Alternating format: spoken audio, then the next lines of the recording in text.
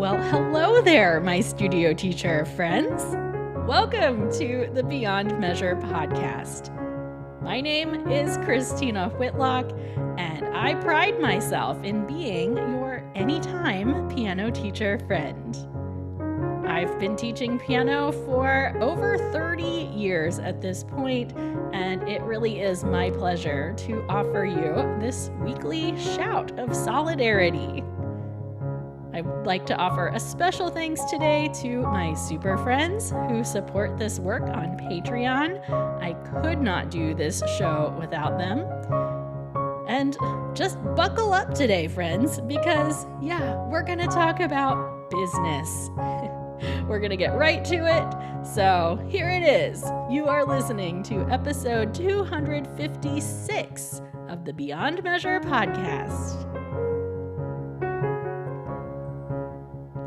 I know that many of us are currently limping towards the finish line of another school year, and thinking about next year's business decisions feels like the very last thing you want to do. Believe me, I am right there with you. However, if you wait until July or August to start planning for the fall, I can promise you will overlook something. In case you haven't learned this lesson already, it's highly beneficial to take notes on studio matters while they are still fresh.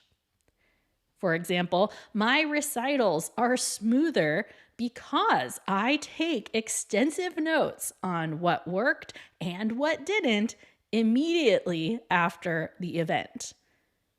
I know how to better prepare for our local festival next year because I took time to reflect on it in a timely manner.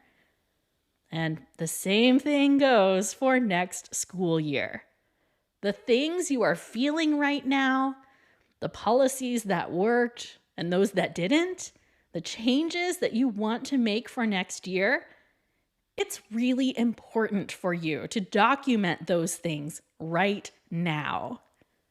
Many of us have lighter teaching loads in the summer, and that's great, but it can skew our perspective on things if we wait a few months to start writing emails and drafting policy changes. So, I get it. The last thing you want to do is think about business this time of year. But I'm going to summon all of my bossy big sister energy and encourage you to do it anyway. I think we can make this fun. I would suggest you look at your calendar and block out an hour or two soon, and I want you to designate that time as a staff meeting. A one-on-one staff meeting with just yourself. Treat yourself to a nice working lunch at your favorite place, or order some special carry-in and eat it at home. Do something to make the meeting feel a little special. This would be a great time to look over last year's studio policies and make note of any changes that you would like to make. You could run numbers as you think about tuition rates. You could start planning next year's calendar, or draft your welcome back emails, or fall scheduling emails. Whatever communications you typically send, use last year's as a template, and then get a new draft up and running for this year. It's really going to help come fall. This would also be a great time to take my self-employed satisfaction survey. Years ago, I released an episode on being a good boss to yourself, and part of that episode included a satisfaction survey so you could rank how well your boss is treating you. I will link that episode and that survey in today's show notes for you to check out. Now, there are lots of things you could put on your agenda for this upcoming staff meeting. You get to decide how you want to spend that time. My goal for today's episode is to offer you 3 business mindsets that have proven successful for me. Are you ready for them? Here we go.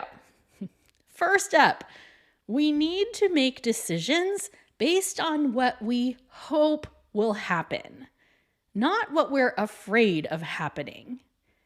Making decisions out of fear is not going to get you where you want to go. I work with a lot of teachers who stop themselves from building the studio that they really want because they are afraid of what might happen.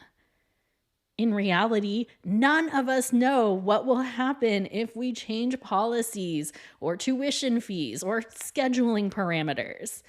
We cannot predict the future, friends. And yet we really try, don't we? We borrow a whole lot of worry by trying to make decisions as though we can predict the future. If you only focus on what you're afraid of happening, you are never going to achieve the studio that you desire. So, yes, please, you have to know your community. You have to understand your ability to deliver on what you want to promise. But you are never going to be satisfied if you make decisions based on what you're afraid of. You have to make decisions based on what you want to happen in your studio. Make decisions based on hopes, not fears. Got it? That actually brings me to the second point for today. No one is going to do it for you. Ouch, I know. No one is coming to save you or your business. There are a lot of perks about running our own studios, but the reality is this. If you want a raise, you have to give it to yourself. If you want better working hours, you have to schedule them for yourself. If you don't want to give makeup lessons anymore, you have to do the work of communicating that policy to your studio families. No one is coming to do it for you. Your families are not going to offer it up to you because they love you so much. I know that there are a lot of timid teachers listening to this show, and setting new boundaries and naming new rates for the value you provide is tough. I get it. You ultimately have to decide which is more uncomfortable. Running your business in a way that is draining, or asserting yourself to communicate new policies. No one is coming to do it for you, my friend. You are going to have to do it for yourself. Last on my list of business mindsets for today, I want you to remember that running a business is a creative act. Most of us at one point or another have complained that we didn't get into this line of work to be business people. We just wanted to teach music, right? We talk about how much we hate the business side of teaching. Now, truthfully, most of us came into this profession completely unequipped to handle the business end of things. But I don't want you to confuse being unprepared with hating something. It's kind of like when our students tell us that they hate a new piece of music, when really they just don't know it yet. Business is the same thing. I don't think most of us hate it as much as we just feel unprepared for dealing with it. But I do want to assure you today that business is a creative pursuit, and we are creative people. Running a business is rooted in problem solving, fostering human connection, paying attention to multiple moving parts at the same time, communication. I would like to point out that those are all things we do quite well as music teachers.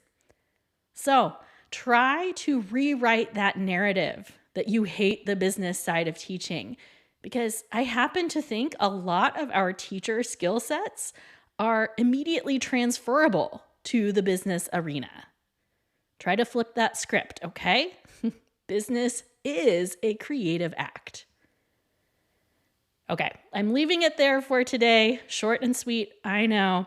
But I would love for you to check out the show notes for today's episode because I am going to link several business-related resources there. I'm going to link previous episodes for you to listen to, including episode 117 about being a good boss to yourself. I'm going to link the self-employee satisfaction survey for you, as well as some other goodies. Now, if any part of you is intimidated by holding your own staff meeting, or if you would just like some additional accountability to make it happen, consider this your friendly reminder that I offer 1-hour consultations, and I would be happy to guide you through a series of year-end reflections to make sure that you are in good shape heading into the summer. Just visit christinawhitlock.com/consulting and we'll make it happen. Now, before we part ways, I would love to invite you to grab the nearest glass and raise it with me now for a toast. Studio music teacher friends from all around the world. Today, I encourage you to challenge the way you approach business in your studio. May we make decisions based on what we hope rather than what we fear. May we remember that no one is coming to save us and we have no choice but to make these decisions for ourselves.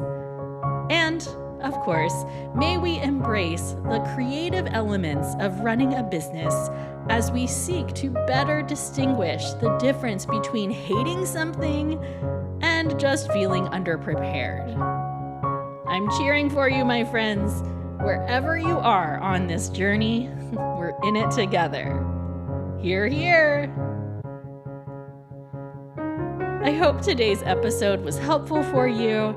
I really have tried to compile a nice master list of business episodes in today's show notes, so just check those out at christinawhitlock.com/episode 256. I'll be back with you next week, my friends. Onward and upward we go.